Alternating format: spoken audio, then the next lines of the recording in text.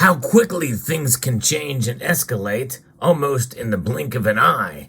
I've got breaking news out of North Korea with new aggressive military action there that could shift the calculus for silver demand in the coming months and maybe years. We'll talk about it and so much more as we explore.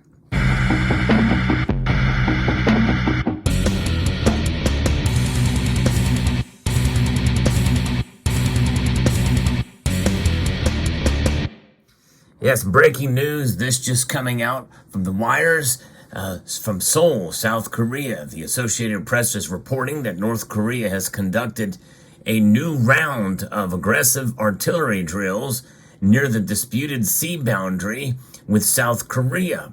And this just is happening within hours, according to officials in Seoul. A day after the North had similar exercises, prompted South Korea to actually respond with its own firing drills in the same area. So this is a back-to-back military missile firing testing with a call and response.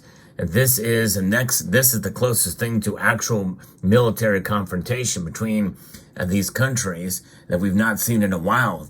And with widening geopolitical uncertainty and conflicts brewing, especially in Taiwan, and the news we are getting here as well about North Korean missiles now being used in Ukraine.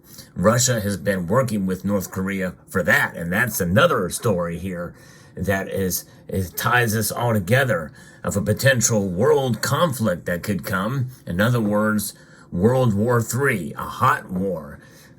This is pretty scary to think about it.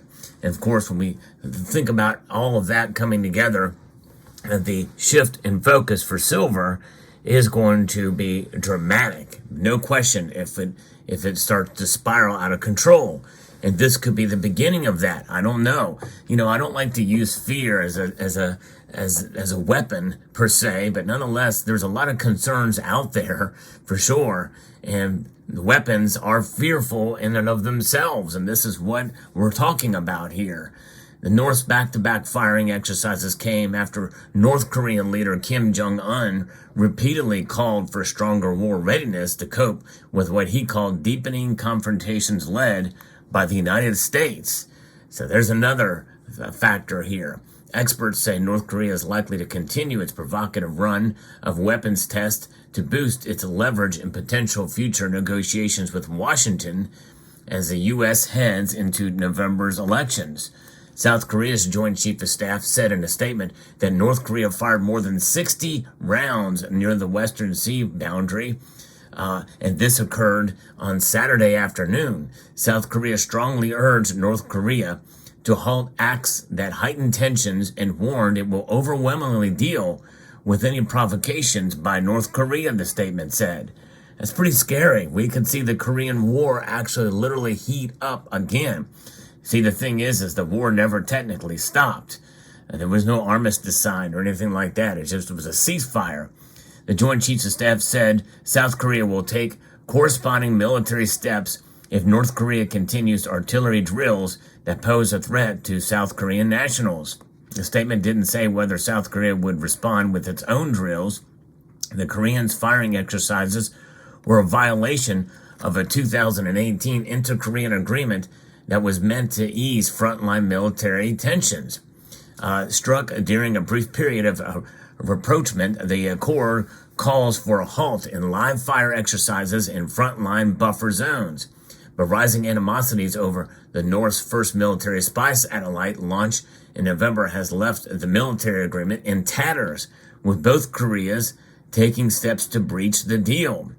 Now, North Korea fired about 200 artillery shells just yesterday near the area in its first maritime firing exercise in the buffer zone in about a year. South Korea's defense ministry in response said troops on 2 border islands fired artillery rounds south of the sea boundary. And that South Korea had fired 400 rounds.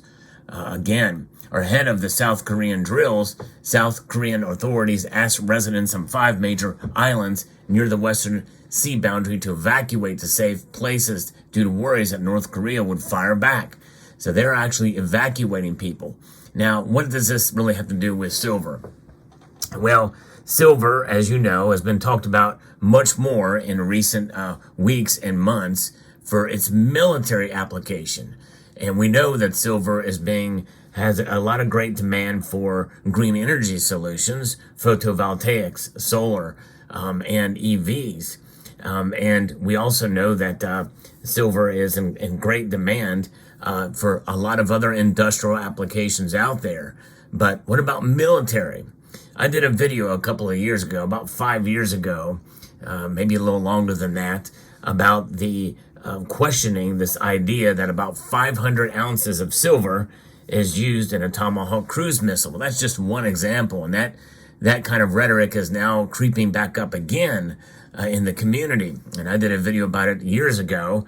I encourage you to check that video out. I'll post it at the end screen of this video, so stay tuned for that. I rewatched it, and the bottom line is there's a lot of good data out there, but there's also a lot of speculation.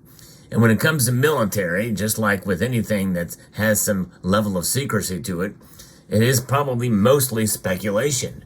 However, one thing we do know is that silver is much more crucial for military applications more now than ever before since the nuclear age. And I've also talked about silver being utilized in the Manhattan Project and other aspects of silver's use for nuclear in the old days. Of course, nowadays technologies have changed, but nonetheless, silver is still crucial for all things electronic.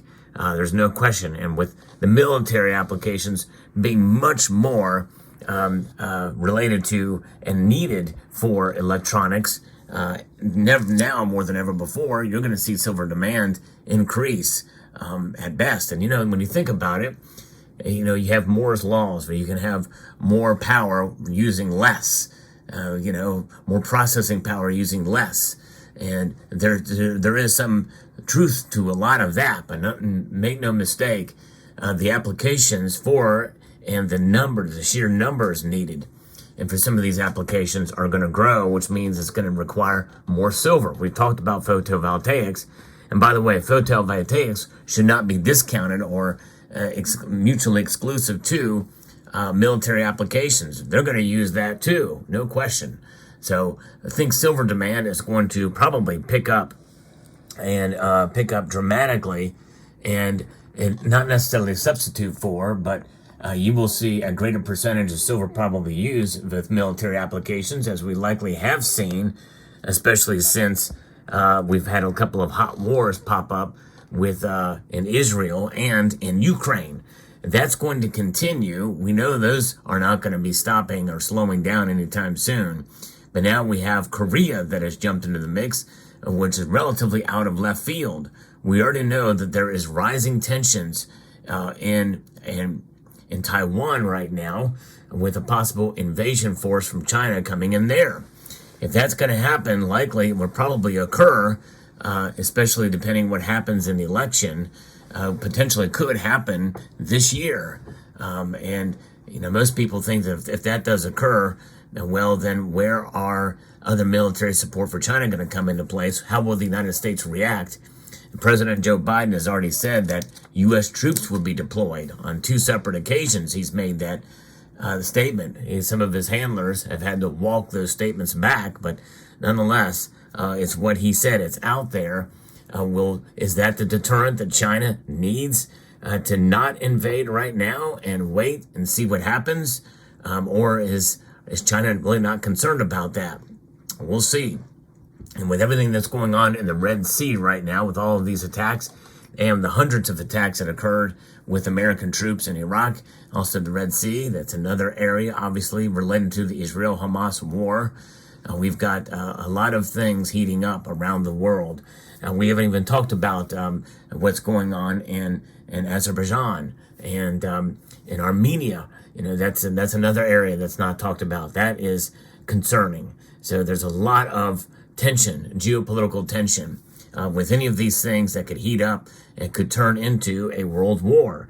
And I know that sounds far-fetched, but I think honestly we are closer now than ever before to that occurring, especially considering how these proxy wars are already being, implemented with the United States and the West on one side and many of the BRICS nations on the other. And so if that occurs, then watch out. The shift in focus and calculus for silver demand will become more strategic militarily and will play a role there. We don't know exactly how much silver is used for military use, but make no mistake, there's more silver now for military use than ever before, and especially with these proxy wars that we're involved in directly, silver is needed for those. And so every bit of silver that you have in your portfolio means that you're taking it away from those other applications and uses, which is actually a very good thing, no matter what, whether it be green energy or what have you. You've got silver in your possession.